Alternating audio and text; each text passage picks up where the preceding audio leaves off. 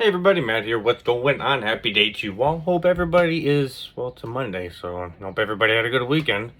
It wasn't that bad yesterday. It was actually quite nice. And today we have a repeat on a nice weather that we're having today. It's not as humid. It's easy to do. You may even need a hoodie out there.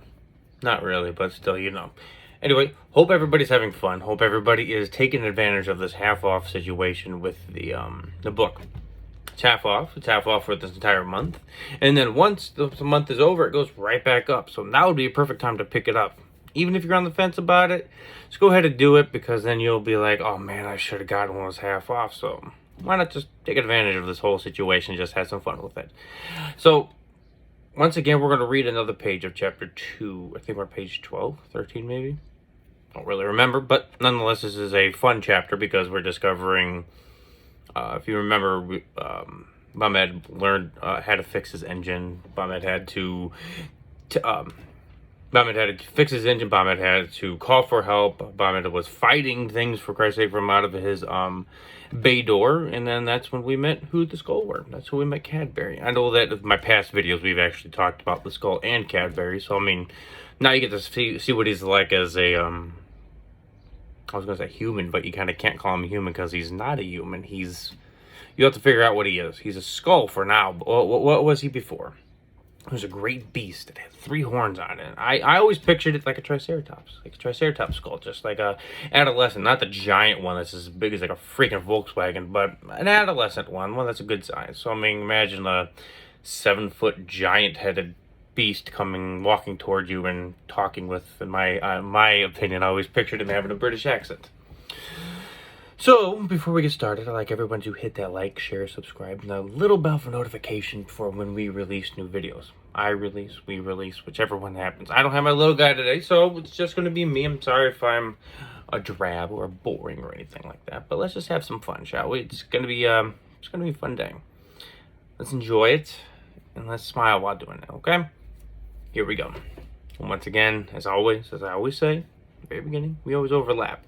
So it's not like a head-on, like, well, what the shit just happened a little bit ago. Hopefully a sentence is enough. If not, you can go back to the last video, watch it, rewatch it, and then dive into this one and actually see where we're at. So thank you for stopping on by. Here we go. I shake my head in disbelief. It can almost start, and I made this engine.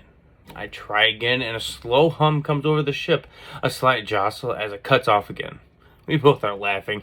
As I try one more time, I just let it get dragged back home. I push it hard, thinking that will help and jostle, and the jostle doesn't happen, nor does the hum. It just stays on. I scream, yeah! We both laughed at that. I guess I was just more proud of it than anything. I pulled the skull lever, and I look over at Cadbury, and I hear him talk with someone on his hologram tablet.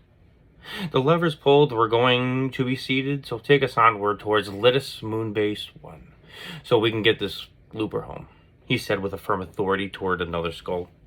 After I get the okay from Cadbury, I get up to stretch, and also so we can discuss the Reapers, the metallic 8-legged entities that I had encountered, and so on.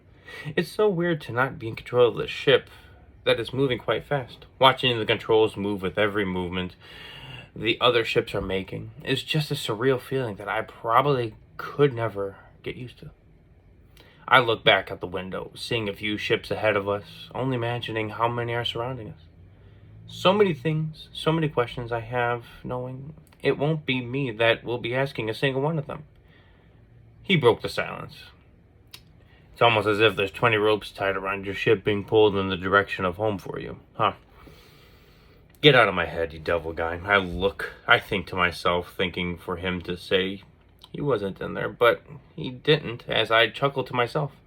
I looked at my father's seat, knowing he would appreciate the small joke. I made a gesture as if it was the only question I was thinking about. Yeah, I guess I'm just not used to help like this. Being an interloper, we tend to take care of ourselves, but having an ally like yours it really helps out. Cadbury and I discuss and talk about the Reapers, the size of them, the distinctive ticking, how their head and that freaking beacon in it. It began to further explain the eight eight-legged creatures. The eight-legged types move faster in space than a traditional ship. It opens up its arms, and a flap appears that acts like a sail, moving it across space with ease and undetected. Shaking my head at that, it seems like they're adapting to overcome every obstacle, almost like evolving. Have you heard of a Reaper ghost? His jaw just about popped off with that one, shaking his head. I can't say that I have. That's definitely a new thing they do. Yeah, they come up, fallen reapers. I must be seeing things, but I tried to bring my mace through the mist, thinking it would just go right through, but it stopped, just as if there were a metal that were made out of. I paused after I said that, and I would look to the other seats where my mother would sit, and I smile. Then I would turn just a bit to see where I would be sitting, and I realized that I truly am alone. Cadbury could tell something was up. Look, I know you want death to those that did this to you, and I know you want truthful answers, but the truth is, I don't think we will be able to catch the ones that did it. That is another page of Through the Eyes of an Interloper, Chapter 2. What'd you think? I know it seemed a little bit choppy, but trust me, when you read it yourself, and like me, I'm having a fun time reading to you guys, but when you read it yourself, it's a flowing book. So, what'd you think? Down below, leave that comment. Let me know what you think. I thoroughly love this chapter because it builds everything to make it just grow to being what you're going to see at the very end of the book. It's quite fun. I thoroughly enjoy it, and I hope you guys do too. So be sure to hit the like, share, subscribe button and the little bell for notification. Also, be sure to hit up the half price sale. Like I said, it's going on for the whole month of June. So right now it's the 14th. So you have 16 days, 17 days till it falls off, and the half price sale won't be coming back for a while.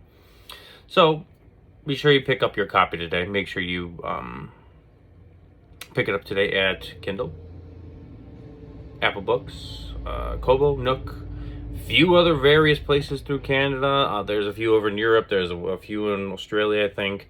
And if you talk to your local library, and you can have them download it, but I need people to actually try to get it for the library. So be sure you try your best to pick it up anywhere you possibly can. Make sure you read it. Make sure you have fun. And when you're done reading it, message me. Let me know what you think of it. It's quite fun to hear people's feedback from it. I've heard, well, I only heard one person feedback on it, and they loved every little bit of it. She sure did. So thank you for that. Anyway, hope everybody has a fantastical day, and I really look forward to hearing from you guys. Be safe and sane, and take care of one another. Look out for your neighbors and each other. Bye, everybody.